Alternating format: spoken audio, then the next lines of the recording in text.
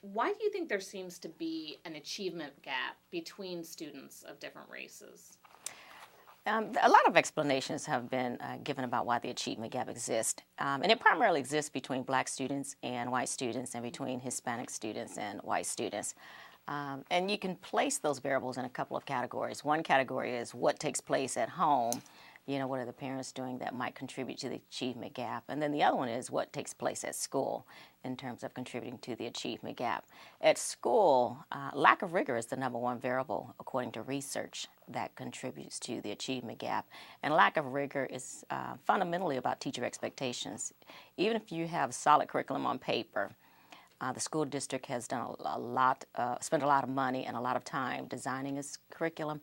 When it's actually implemented, that's when it matters. So if you are a teacher who has low expectations for children who live in poverty or low expectations for culturally diverse students, then you will deliver low quality instruction.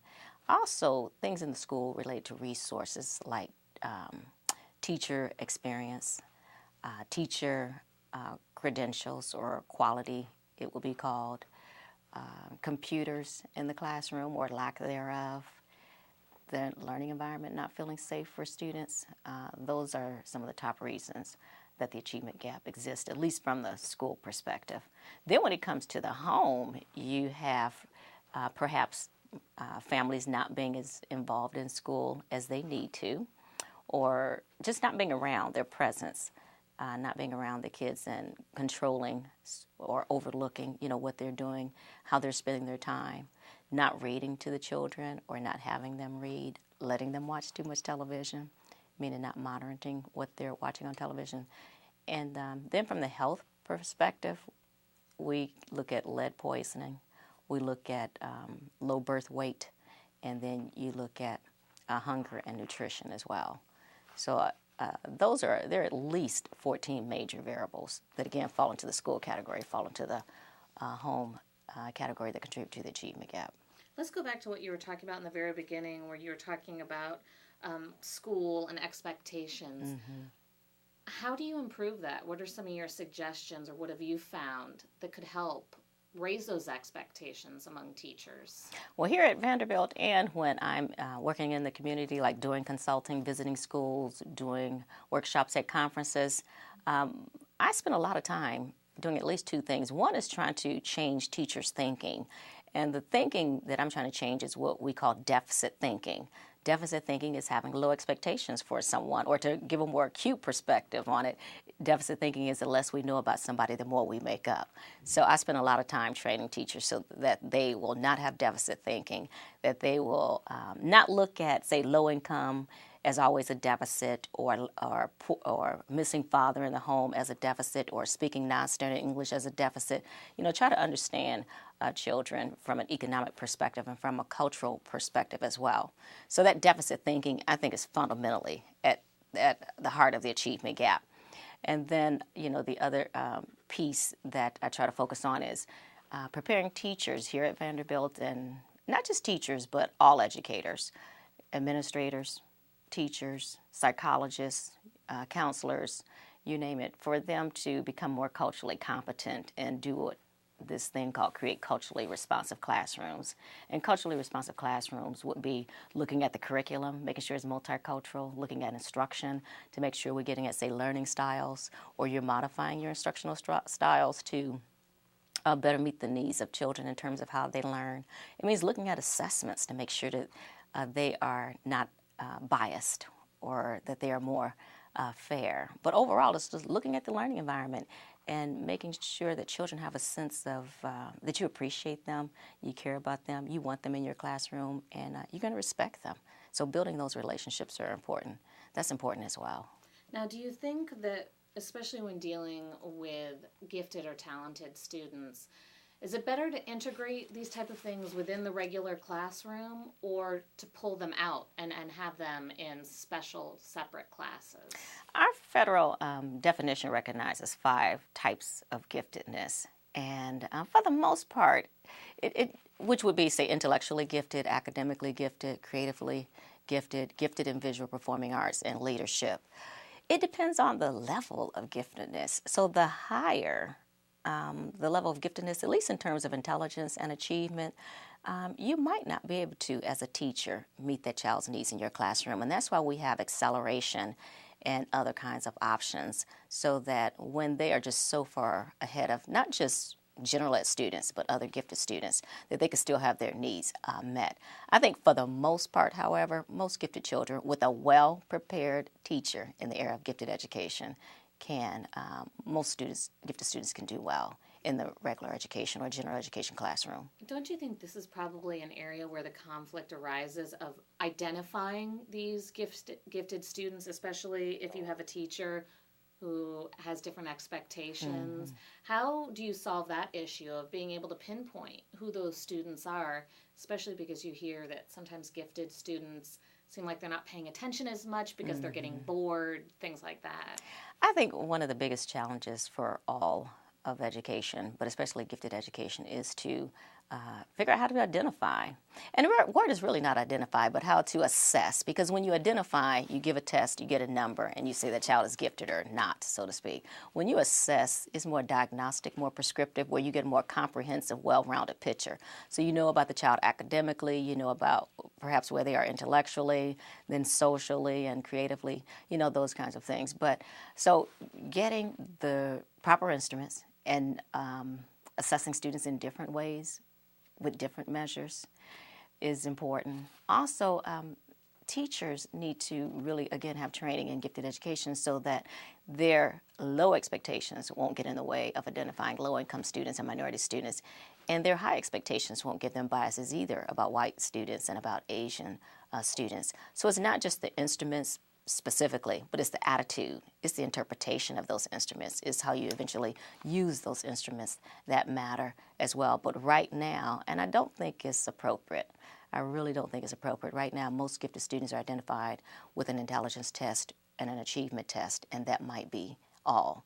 Now, when it comes to African American students and other culturally diverse students, the biggest problem we have is underrepresentation. And we may not do as well on intelligence tests and achievement tests as white students, but also for a number of reasons. And I think the problem rests with the test, not the student. We've chosen the wrong test or an inappropriate biased test. So part of it is the testing issue, but the other part is in order to get into gifted programs, most often you have to be referred. Then you take the test. So in every study that's ever been done on teacher referral of students for assessment or identification, minority students, meaning Black and Hispanic, are not referred, or seldom, I should say, referred. And that's the first and primary reason we have underrepresentation. So do you think that's in a way then where a parent needs to step up and be more of an advocate for their child, or do you think it lies in educating people within the school system? I think it's both. So the problem with parents would be if you are well educated and if you know the system, then you know about gifted programs and you will make sure you do whatever it takes to try to get your child in the gifted program. But let's say your parent is very low income, you have nobody in your family who knows anything about gifted programs. You're in a low income school where they're focusing more on deficits than gifts and talents. Then how are you going to get your child into a gifted program or even know about gifted education? So the highly educated, higher income families know about gifted programs and they make those referrals or fill out the forms appropriately and those kinds of things. The low income families, or the ones that are most disadvantaged, tend not to have that social and or cultural capital. So it's a double-edged sword. For those who know the system, you can get your child in. For those who don't, there's no opportunity.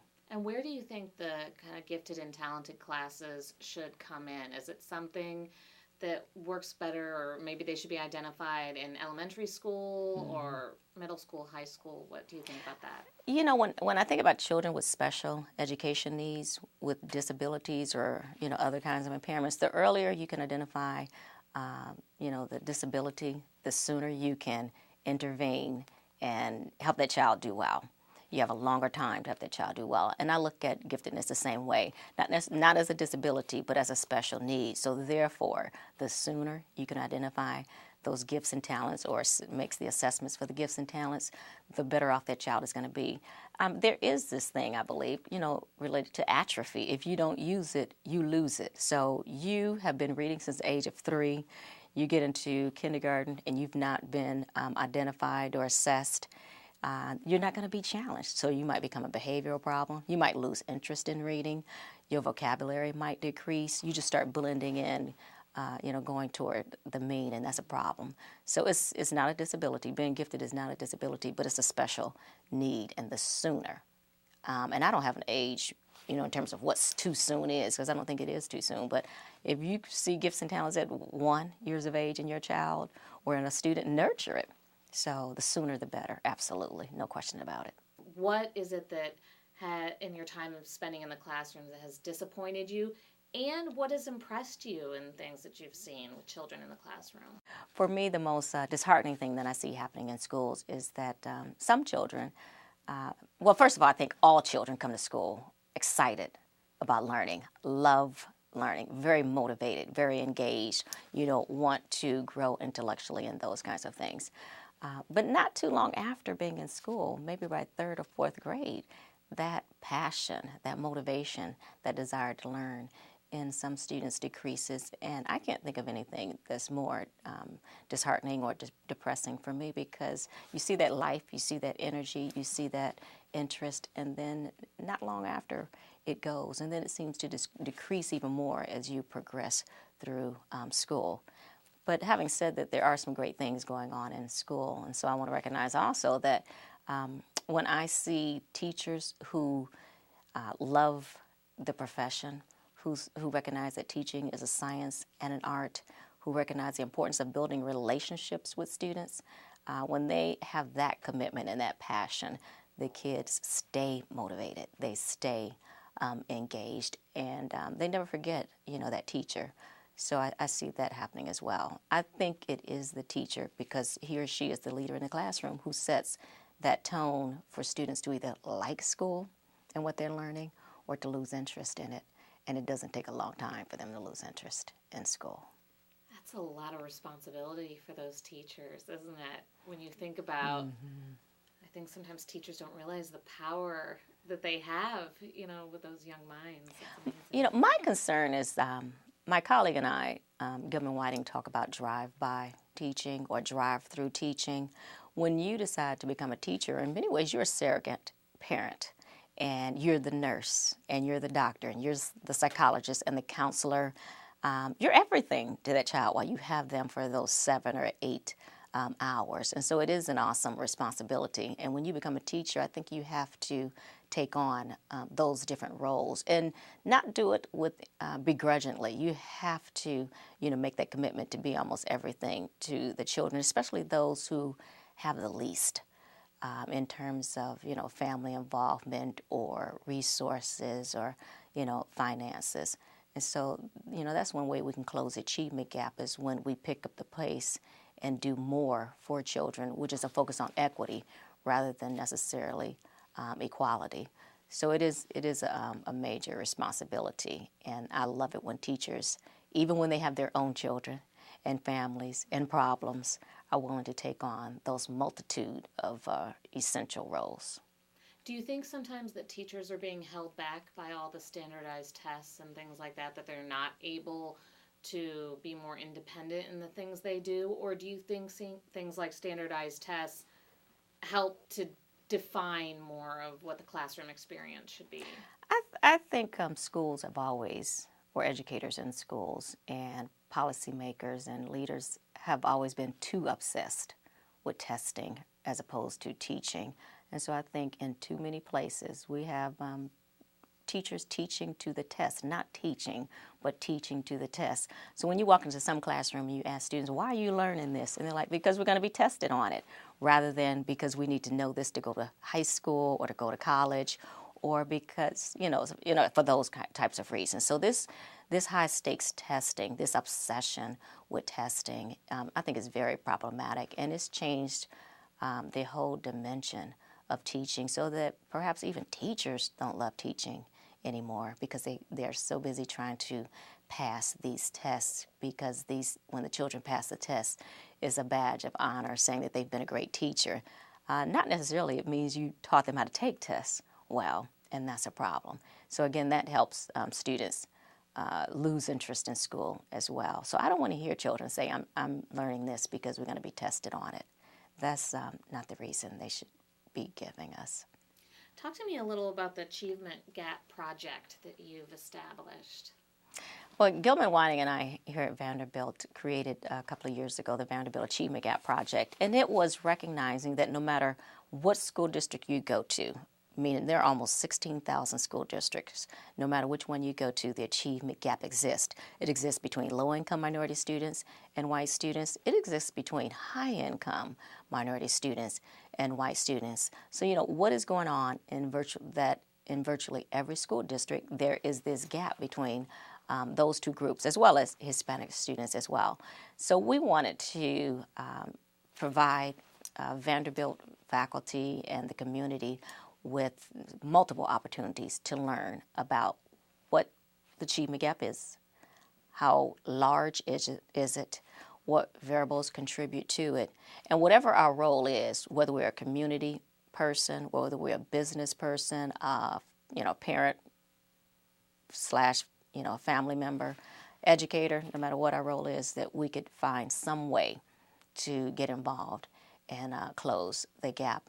And one major part of our project is what we call the Scholar Identity Institute for Black Males, which has been going on for 3 years. And so we bring primarily students from Metro School District onto Vanderbilt campus for 2 weeks during the summer.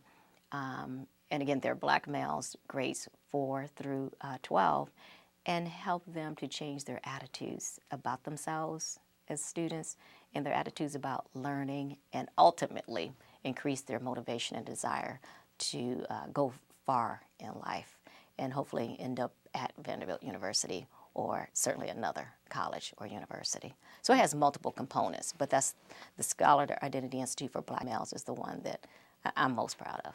And what reaction have you gotten from the young men who have been a part of this program? Well, many of them we've had for at least 3 years. Some have been new students, and we've seen changes. We see changes in terms of more interest in school, more collegiality, less competition among themselves, more willing to help each other, not tease each other. We hear self-advocacy. When I go to college, I'm going to do well in school. Hopefully, they're asking for help in school to make sure they're doing well.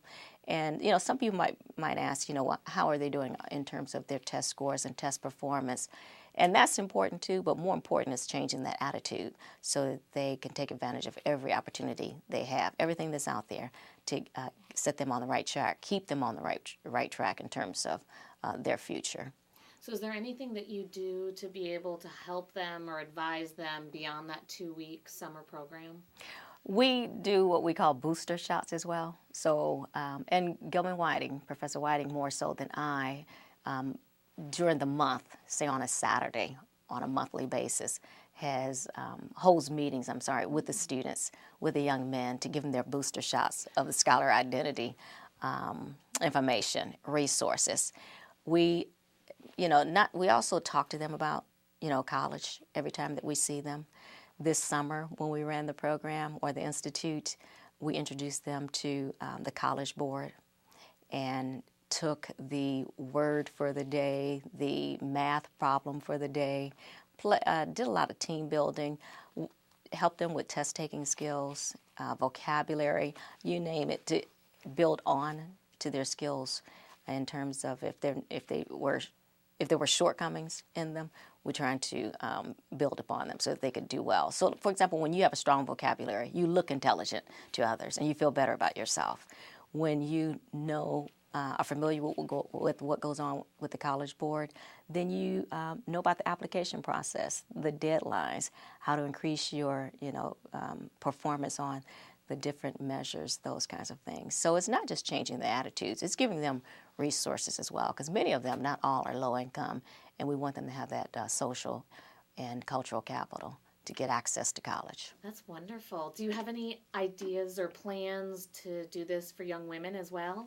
I've been asked that question a lot, and when I go to the National Association for Gifted Children conference, the end of October, first part of November, then I'm doing a workshop on promoting a scholar identity among African American females. And eventually it'll branch out to other young ladies. So the problems, the barriers to achievement between, say, black girls and black boys, they're similar, but they're also different. And so there does need to be something similar and something different in terms of an institute and the constructs that we focus on for the males versus the females. Again, similar, but also different. And the model that Gilman Whiting created on the scholar identity piece, right now it focuses on black males, but it can also focus on any other group and any other gender. And so we are branching out so that more students can have an opportunity to do better in school, to do better in life. So this has been going for 3 years, you said? 3 years. It'll be really exciting to see, 10 years down the road, right. when those students are now maybe teaching some of those courses or, helping you with the institute to show the level of success. And I'm glad you caught on to that, because one of the things we do want to do is eventually, depending on the age of the students, have them come back and be counselors and to talk about their experiences with the upcoming groups of students. And so building that cohort of students who've been there and done that, who've succeeded despite the odds, is really an important part of our goal and objective. And, I strongly have this belief that, black males need to be really supportive of other black males. They share the same experiences, same gender, same race, face the same issues. And so when you have somebody who can come back and talk to you about how they succeeded, again, despite the barriers, it is so empowering and so important. What do you see as your next step in something you feel you need to work on, or an issue that you really feel needs to be addressed? There are two things that I've always focused on that I still need to focus on, and that's really how I want to respond to the question. One is, in all 16,000 school districts virtually, we have not just the achievement gap, but underrepresentation of Black and Hispanic students in not just gifted programs, but also advanced placement or AP classes. So I will continue to devote, as long as I'm on this earth, my life to desegregating gifted education programs and AP classes. I can't really think of, more than a handful of schools that have been able to do that. So that commitment to desegregate gifted and AP will continue. And the other one is to stay focused on closing the achievement gap, primarily by helping Black students and Hispanic students have a stronger racial identity, a stronger sense of self. To not equate achievement with acting white, because I think that is a major problem when Black and Latino students do well in school. Their Black and Latino classmates will accuse them of acting white, and that type of peer pressure does take its toll. So when you have a strong scholar identity, a strong racial identity, you're going to be less vulnerable and to those accusations. And when someone accuses you of acting white, you just look at them and say, you need help. Or, I'm sorry you feel that way, but I'm going to be somebody. I'm going someplace in life. So if I have to speak standard English, then I will. I will do whatever it takes, that's legal, so to speak, to do well in school. And I'm not going to let your insecurities hold me back. So that sense of internal pride, that sense of self-efficacy, that strong racial pride is what I will continue to work on. And that means helping teachers to instill strong racial pride in students and working with family members to help them instill the same type of pride within their children as well. Wonderful. Is there anything else that you want to talk about that maybe we haven't touched upon? I do want to say that I'm really pleased and honored that the National Association for Gifted Children has recognized, my work, especially in the area of gifted education underrepresentation, and given me this award. I won the Early Scholar Award for NAGC in 1994, so to win this one a few years later, even though it's called Senior, I don't feel that old, but it's called Senior Scholar Award. I'm really honored and humbled by it because I didn't have to be chosen, especially since I focus on such a controversial topic, meaning underrepresentation and the achievement gap. So I feel honored and blessed.